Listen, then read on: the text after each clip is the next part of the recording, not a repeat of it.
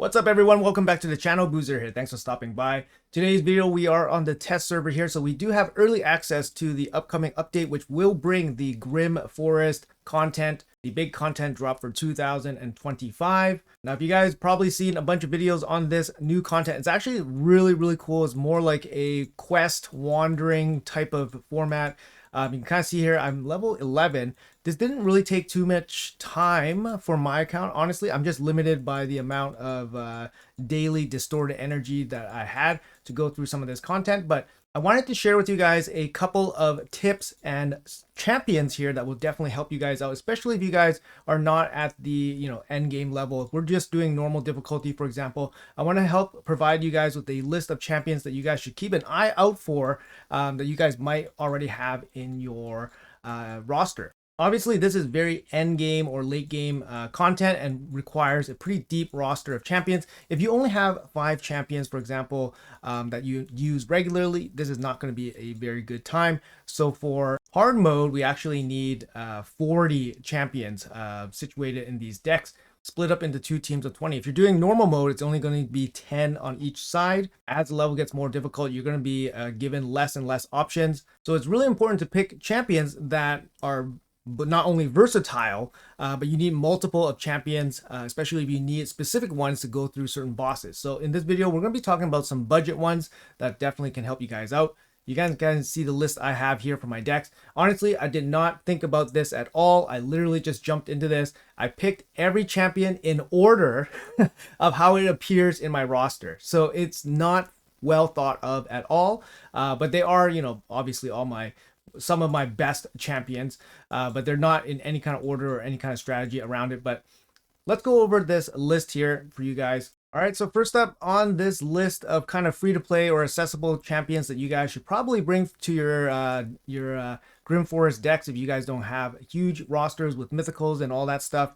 It's actually going to be Drexar. Drexar here, he is a free champion. You collect his fragments from the tag team shop. Now, if you guys don't know, you guys can only collect 1 fragment per day, so you need 100 days to collect Drexar. Don't save up 100 fragments worth of coins and try to buy him in one shot. That's not going to work. I know some people have done that in the past. But Drexar here is excellent for this kind of content. He has a passive ability that lands HP burns. Now, HP burn is going to be good against a couple of the bosses, namely the main boss Lassoon. And the fact that Drexar lands it passively is really good. He also brings decreased attack, which can be very useful as well. He also brings a little bit of CC for crowd and a nice accuracy in all battles aura. It really depends on where you are in the stats in terms of your overall progress, but accuracy in all battles definitely is very useful if you need it still. But Drexar mainly providing the HP burn is very useful for this content. He's also good against the the ultimate Death Knight looking boss, Drugnor, I think. I forgot what his name is, but it just basically looks like a big skeleton. Also, HP burn on him would be really good. So Drexar here would be a pretty nice shout for any kind of budget roster or budget deck that you guys want to put together. Up next, we have a epic, actually, that I thought would be really strong for this type of content. It's from the Lizardman. And I mean, this is one of the best epics in the game, and it's going to be Venomage here. Venomage is absolutely amazing, and in this content, he's even better. Actually, it's a she from the Lizardman faction. It's going to be a magic affinity here. It's got A1, poison activator, and then the big ability here, obviously decreased defense, decreased accuracy is very good for lots of content, especially boss content. But the big move for him or for her actually is this heal reduction. Heal reduction is massive against one of the bosses, namely the Mimic and the Mini Mimic. The thing is with the Mini Mimic and the Mimic is that you see them more often than the other bosses. So you will encounter them very often. So a key debuff that you really want to bring is actually heal reduction. It makes the fight much more manageable. Otherwise, it's just going to take forever, or you might not even be able to defeat the boss. So Venomage would be absolutely amazing if you can get her in your team, in your deck, just for this heal reduction alone. Her passive ability is also very good, just to provide a little bit of damage reduction for your team. And of course, accuracy in all battles is very good if you're missing some stats. She's a great budget option. Definitely include her if your rosters require the extra heal reduction champion. I believe she's available from promo codes if you guys are just starting out, so definitely something to look ahead for as well. So the next champion on the list here is another epic. This one is actually a free epic that you actually acquire in the game, and that is going to be Rian. Where's Rian the Conjurer? Rian the Conjurer. Looks amazing. One of the first champions from the Doom Tower missions, from the normal difficulty, the secret rooms, and all that. She actually works out pretty well in this content as well. She got the A1 block buffs. Very, very nice. Block buffs work really well against the succubus boss, where she places continuous heals on herself, so Rian can block that with the A1. She also brings the strip, which is really good. Again, taking off buffs from bosses is very, very nice. Weekend's gonna be good as well. And she also brings a revive, which is amazing. Having a revive on your team is going to be very good. You're going to need a mix of survivability, damage, healing. Obviously, reviver is going to be really good. So anybody that can do multiple of those kind of abilities is going to be very strong. And Rian is a free champion that you acquire from progress in normal Doom Tower. So I would imagine most people that have been playing the game would have this option at least you can bring into your deck. She is relatively useful, so definitely keep an eye out for her as well. She also brings accuracy in all battles. So far, the top 3 champions all bring accuracy in all battles. All right, what's next here? After Rian the Conjurer, we have another epic I have written down here. And it's going to be another free login, actually not login champion, but a promo champion that you might have picked up along the way. And it's going to be one of the best epics in the game, and it's going to be Ugo. Ugo, amazing champion. Got the A1 leech here, very good at keeping your team alive. Block buffs, decreased defense, amazing on the A2 as well. Like I said, block buffs, absolutely amazing for some of the boss encounters. Decreased defense, very good against waves. Also speeds up some of the boss fights. Also a team heal and a potential revive here, which is also very good as well. Ugo, generally a very solid champion, lots of content. If you have her and your roster is not massive, she definitely belongs in the top 40 or top 20 picks for your decks. Great support champion, and I would say relatively accessible, since most people maybe have chosen her as their promo link or starter link. Keeping with the epic train here, we're gonna go with another epic. See, there's a lot of good epics for this kind of content, and we are heading to the demon spawn, and this time we got Achak the Wenderin. Absolutely amazing champion for this content as well. We got the A1, bit of a conditional decrease turn meter or decrease buff duration. But the big move for Achak here is going to be this block debuffs and strengthen. Very strong ability on a 4-turn cooldown. Block debuffs is very good in this content. Strengthen is also very good at keeping your team alive. But block debuffs, almost like top buff you bring in this game. Very, very strong. And the other thing about Achak that's really good as well is that it brings freeze and HP burn. Both of these are extremely strong. Like I said, we covered HP burn with Drexar. HP burn is going to be really good against some of the bosses. Freeze is also very good against the Torres boss. So bringing up freeze here could definitely work. Also, freeze just generally good against waves, especially if you're struggling there. But again, bringing the HP burn here also very, very good, especially in some of those harder boss fights. Achak also has a passive here that gives you a little bit of a heal and a little bit of a turn meter fill. Both are very important for this content and very useful. So having this champion, I mean, it's not amazing, right? It's not amazing. She has like a 4-turn, buff here, and then a 3-turn conditional freeze, conditional HP burn, and then small benefits on the passive. She does a lot, or it does a lot, but it doesn't do anything like exceptionally well. I feel like having champions that bring multiple aspects to their kit just gives you a little bit more flexibility, a little bit more consistency in when your champion draws are happening. So Achak, great option here if you guys are missing some of the key abilities that she has. All right, let's jump into a recent login champion, guys. And that's going to be from the Banner Lords, the most recent, or one of the most recent free login champions, Michelangelo. Michelangelo, absolutely insane. I mean, it's no question or no secret that Michelangelo is an insane champion. But in this content, he brings quite a bit. He has survivability built into his kit with the shield and evade. He also brings some damage if you can build him in damage. He does have plus attack on his A1. Big thing about him, decreased defense here is very nice with the stun. Definitely helpful against waves. Decreased defense, obviously very helpful everywhere. And then also bringing decreased attack and leech as well.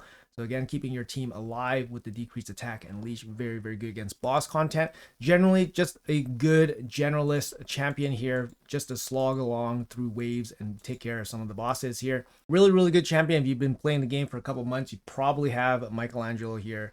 So definitely a top pick for a budget option. After that, another login champion. This time it's going to be a little bit longer, maybe 6 months ago, I would say. And this one is actually very important if you actually have this champion. All right, hopping over to the Sylvan Watchers now. The login champion I want to recommend here is actually Lemonisi. Lemonisi, I think, is going to be absolutely insane in this content, especially if you just happened to have her and thought she was absolutely useless. She's definitely going to be very strong. Take her out of the vault, build her up for sure. She can be built for damage if you want her to do so, so that's also something to consider. But her kit is actually really, really good. She got a double hit here, not particularly interesting double hit A1, but her A2, 3-turn cooldown, double hit here, has a chance to remove 2 buffs. Stripping is very good in this content. Now, she does require some accuracy, but you're also going to get some value out of this, 50% of the target resistance. If the target is from the Corrupted Alliance, you might get some value from that as well, depending on the wave content and the boss content. But the big ability here is the A3. Double hit AoE places a 100% heal reduction and then block buffs. Both of these, like I mentioned already in this video, are absolutely essential to going through some of the key content, key bosses, key areas in this game. It's going to make your life a lot easier to have this champion in your deck so that you have the option to pick her up against those key boss fights. Like I said, heal reduction, you're going to be using that against the Mimic Chest boss. It just makes it way easier. Block buff's going to be really good against a couple of the bosses as well. And she gives your team a little bit of damage mitigation here from the heal reduction damage mitigation passive. But she's going to be great. Basically a champion that's been written off for dead. Definitely very good. Another place where heal reduction on her is really good is actually Amius. If you guys didn't know, she can actually do Amius really well with some good gear, but she definitely can do it. But pretty cool champ. I like the look of her, and of course she deals damage for Sylvan Watchers, and there's just not too many damage dealers there. So Lemonisi does have her place, and it's going to be in your deck going into the Grim Forest. So great budget option there. Let's jump over to another epic, and we're going to be talking about probably the best epic in the game still, and it's going to be Geomancer here. Again, with the HP burns, he is the premier HP burn, at least for the epics. Absolutely amazing champion, still great for bosses in 2025. HP burn is going to be really good here. Does have a buff steal as well in the A2. It's going to be good. Decreased accuracy actually really good as well. If you guys would start developing a lot of stats actually as you go through the Grim Forest, you guys will find that you guys pick up a lot of levels, and then you guys can add resistance to your squad. The Curios definitely add more stats as well. So yeah, having decreased accuracy, you might just be able to resist everything. So very good A1, and then of course a little bit of a damage mitigation with the passive, and then you can deal some damage as well to the bosses with the HP burn passive as well. Weekend's also very good, but great budget option. Hopefully you guys have one. Geomancer, still probably one of the best epics, if not the best epic in the game still. All right, got a couple more freebies here. So we got some legendary freebies. Dark Elves, let's see here. We got Lydia. Lydia is absolutely amazing for a lot of this content. I mean, she's still amazing in 2025. Great champion, well worth the investment of completing normal faction wars. She got decreased defense, weakened, very strong, strength and increased speed. This ability is still amazing in 2025. Block buffs here is going to be really good as well. Like I said, block buffs against some of the bosses really makes them a lot easier. And surprisingly, her passive actually is very strong as well. You're going to run into some enemy waves with revivers, and this is actually going to be really, really good as well. 110 base speed, still great base stats here in 2025. Lydia is going to be absolutely amazing, definitely belonging in your Grim Forest deck to start. After Lydia, we have Mithrala. Mithrala is amazing in this content.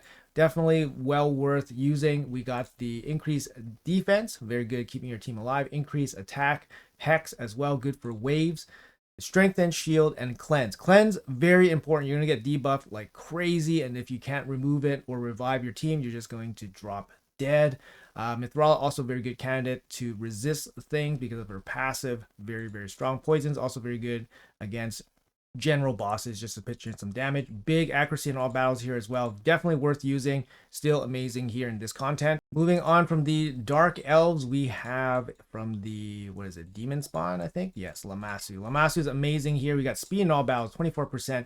She's going to be great. Great at wave control here. Block buffs, very, very good. Decreased speed as well. Very strong against bosses. Block buff's going to be really good. Decreased attack on the A1.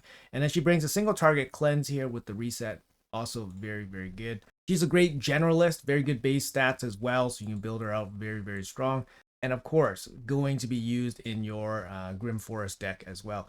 And lastly, but not least, probably the most craziest champion, and champion that I basically pick everywhere in this game still to this day, and that's going to be Marius. Marius, if you have him, he obviously belongs in your, your best gear in the deck for the Grim Forest. He's absolutely amazing. He does the triple hit slam here with the buff duration decrease. That can remove buffs on its own. Enfeeble takes care of waves, and then he can bring buffs, increase accuracy as well, and the increased defense. Just absolutely amazing. Just absolutely amazing champion. Also immune to all this stuff, and then the extra attacks from the turn meter drops. Amazing champion. Great against bosses, great against waves, and he's going to be great in the Grim Forest if you have him. Now, this was a list of 12 champions that I kind of identified that, maybe more people would have them, listed some epics, some free-to-play options, some accessible options from in-game progress. But if you guys are looking for more options, I'm going to recommend using the Hell Hades website. I'm going to put it up on the screen right now. But using the Hell Hades website here, you guys can find the Raid Shadow Legends debuff index. Now, he also has a buff index as well. But basically, you can kind of look up whatever buffs or debuffs that you're looking for. For example, if you're looking for champions with block buffs, you can view all champions with block buffs, and then you can kind of just go down the list of what champions might work.